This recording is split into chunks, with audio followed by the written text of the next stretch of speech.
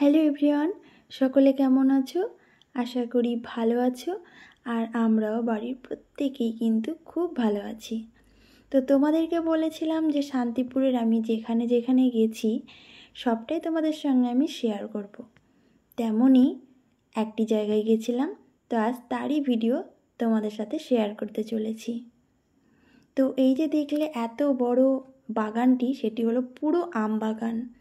আর এই আম বাগানের মধ্যেই রয়েছে এই আশ্রমটি, যেটি শ্রী শ্রী অদ্বৈত পাঠ নামে পরিচিত। এটি শান্তিপুরের বাবলায় অবস্থিত। এটি শান্তিপুরের সব থেকে প্রাচীন তীর্থস্থান বলে সবাই চেনে।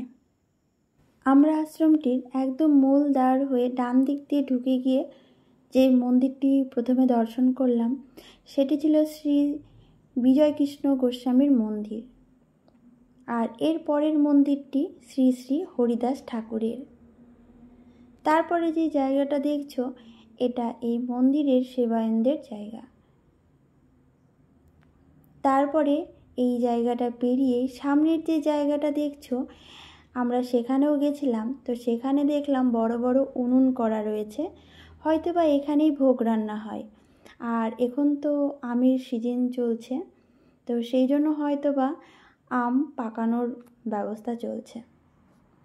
আর রয়েছে এই মন্দিরের নিজস্ব একটি গ্রন্থাগার, যেখান থেকে আমরা বা তোমরা এই মন্দিরের সংক্ষিপ্ত ইতিহাস গ্রন্থ আমরা সংগ্রহ করতে পারব।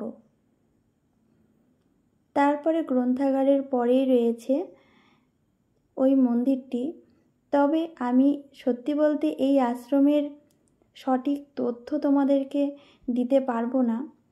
আমি যেটুকু শুনলাম বা জানলাম সেটুকুই আমি তোমাদেরকে শেয়ার করছি।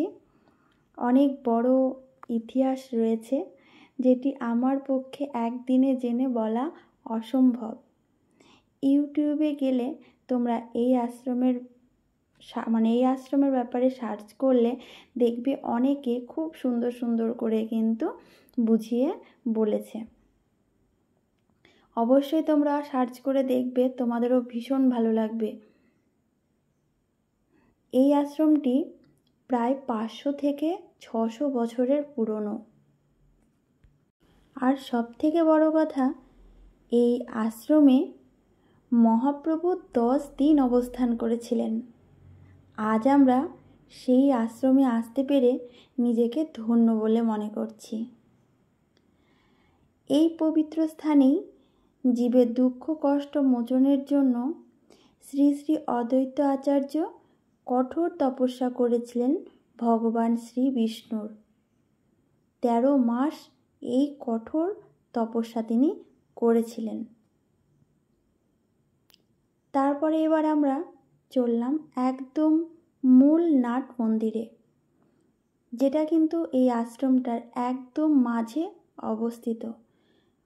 আর সত্যি বলতে এত ভালো লাগছে এখানে এসে, এত শান্তশিষ্ট পরিবেশ।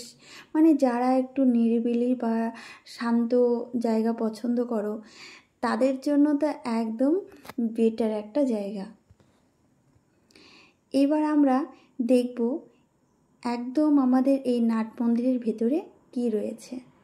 তো এখানে রয়েছে শ্রী অদ্বৈত আচার্যের একটি সুন্দর দারু মূর্তি, আর রয়েছে রাধাকৃষ্ণের মূর্তি, আর রয়েছে নারায়ণ শিলা। এবার আমরা মন্দিরের চারপাশটা পরিক্রমা করে নিচ্ছি প্রায় 3 বার।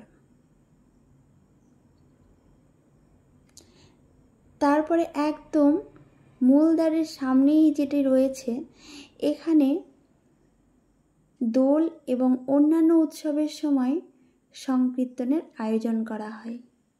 তো চলো, আজকের ভিডিওটা এইটুকুই।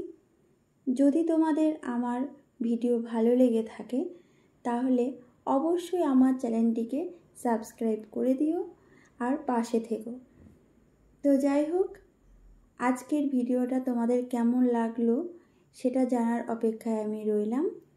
তো ততক্ষণে চলো, টাটা, বাই বাই। আবারও দেখা হবে তোমাদের সাথে নেক্সট ভিডিওতে।